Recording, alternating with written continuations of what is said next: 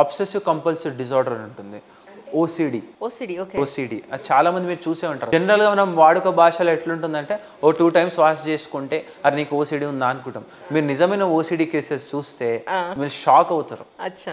ఒక కేసు తీసుకుంటే మా హాస్పిటల్‌లో తీసుకొని వచ్చారనమాట. ఈజ్ ఆల్మోస్ట్ పాస్ట్ 6 ఇయర్స్ నుంచి అతనికి ఓసిడి అటాక్ అయింది at the age of 18 years.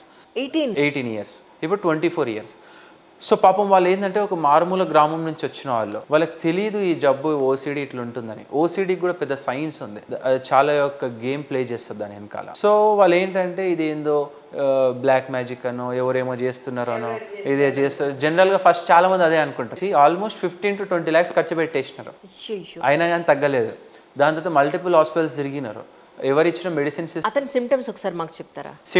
Symptoms తీసుకుంటే రోజుకి ఒక 15 times స్నానం చేస్తాడు. అయ్యో బాబోయ్! 15 times. Oh my God. And hand wash ఇప్పుడు ఫర్ ఎగ్జాంపుల్ మీకు సిచ్యువేషన్ చెప్తా. నేను ఇప్పుడు ఈ మైక్ ముట్టుకున్నా. ఓకే, ఈ మైక్ మీద ఏమో క్రిములు ఉన్నాయి.